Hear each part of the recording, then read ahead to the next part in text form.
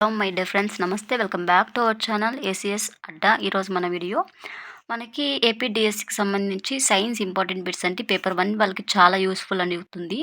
మీకు కనుక యూస్ఫుల్ అనిపిస్తే తప్పకుండా ఛానల్ని సబ్స్క్రైబ్ చేసుకోండి, మీ ఫ్రెండ్స్ అండ్ ఫ్యామిలీ మెంబర్కి షేర్ చేయండి. అంతకుమించి ఏం అవసరం లేదు. ఇక ఫస్ట్ బిట్ చూసుకున్నట్లయితే భూగోళం ఉపరితలంలో నీటి శాతం 71% అండి.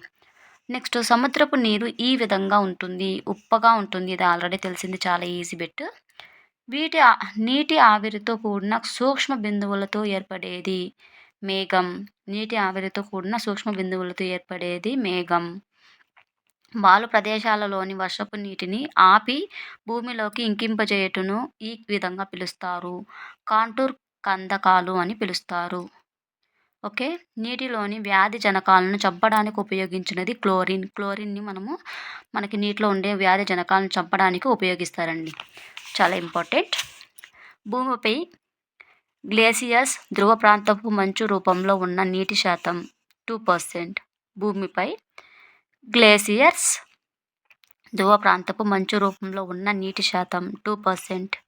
ఈ క్రింది వనరులు సరి అయినవి. కరెక్ట్ ఆన్సర్ పైవన్నీ. ఏంటో చూసుకుందాం ఒకసారి. మొత్తం నీటి వనరులో 1% మాత్రమే మంచినీరు ఉంటుంది. స్వచ్ఛమైన నీరు, విద్యుత్ బంధకము. మొక్కలు తాము శోషించిన నీటిని 0.1% మాత్రమే కార్బోహైడ్రేట్ల తయారీకి వినియోగించుకుంటాయి. ఇవన్నీ కరెక్ట్ ఆన్సర్స్. నెక్స్ట్, ఈ క్రింది వనరులు అయినవి అన్నమాట. Correct answer. ఫస్ట్ ఏమని చూసుకున్నట్లయితే నీటి ఆవిరి నీరుగా మారే ప్రక్రియను బాష్పీభవనం అంటారు.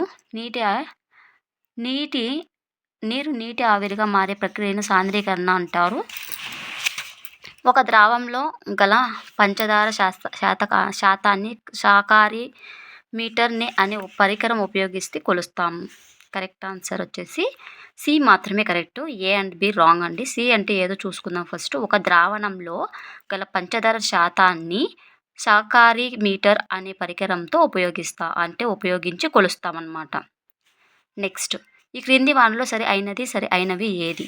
కరెక్ట్ ఆన్సర్ వాటర్ ఫిల్టర్లోని ఫిల్టర్ కేండిల్ పింగాణి మట్టితో చేయబడుతుంది.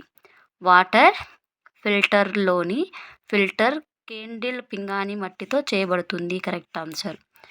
నెక్స్ట్, నీటిని అధికంగా వేడి తగిలితే బాష్పీభవన రేట్ అనేది ఏమవుతుంది? కరెక్ట్ ఆన్సర్ పెరుగుతుంది. నీటికి అధికంగా వేడి తగిలితే బాష్పీభవన రేట్ అనేది కూడా పెరుగుతుందండి. ఒక్కొక్క రోజు 10 బిట్స్ అయితే డిస్కస్ చేద్దాం అని అనుకుంటున్నాను.